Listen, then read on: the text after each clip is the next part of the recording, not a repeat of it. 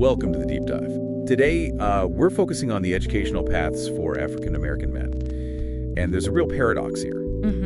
We've seen decades of progress, documented progress in attainment. But now, it seems like it's hitting this dangerous wall, stagnation, even reversal. That's exactly right. And our mission here is to, help you understand this. It's not a simple pipeline. Think of it more like a labyrinth. A labyrinth, okay. Yeah, with systemic challenges popping up pretty much everywhere, from K-12 right through to what happens after graduation. Okay, let's try and unpack that. Where are the biggest leaks right now in this labyrinth? Well, the numbers tell a story. If you zoom out, like you said, there was progress.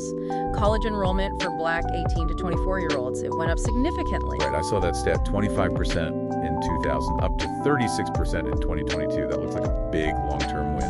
It does, but zoom in on the last decade or so. Between roughly 2010 and 2021, post-secondary enrollment for Black men just plummeted. Plummeted by how much? By a staggering 24.3%. Overall enrollment, that's not just a dip. That signals a systemic crisis accelerating. 24%? Wow.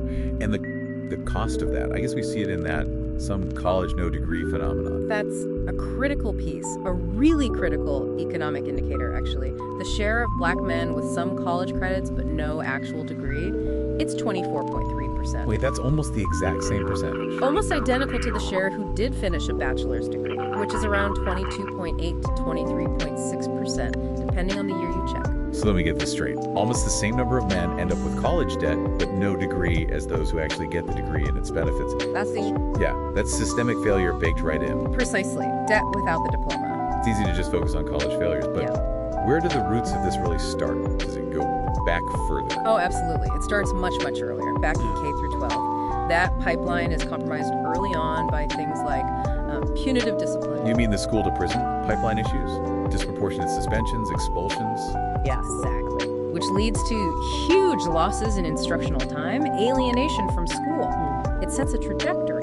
And the source material highlights one potential intervention here that seems really powerful: the lack of Black male educators. It's stark. They make up only, about 2% of the public school teaching force, a tiny fraction. 2%. And yet the research on their impact is huge, right? It's profound. Just one Black teacher by third grade makes Black students 13% more likely to enroll in college down the line. Yet two Black teachers, that likelihood jumps by 32%.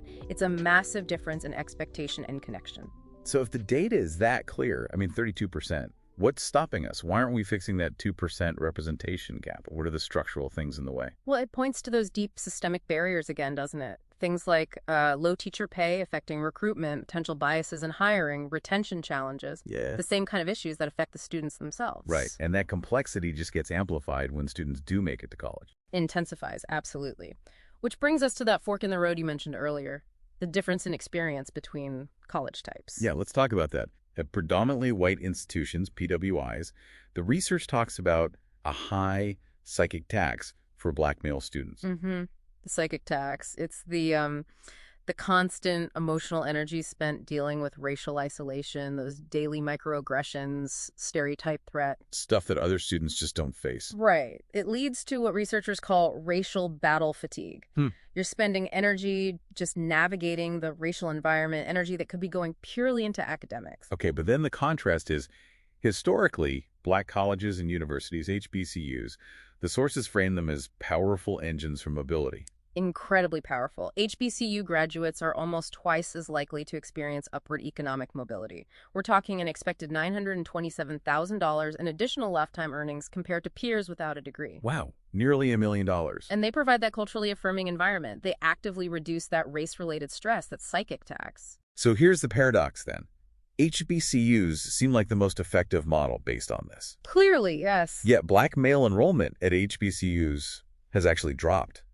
Significant. Dramatically. It went from about 38% of Black male college students attending HBCUs back in 1976 down to just 26% in 2022. So the best resource, the most supportive environment, is actually being underutilized now. That's the paradox we're facing. It's a major structural disconnect.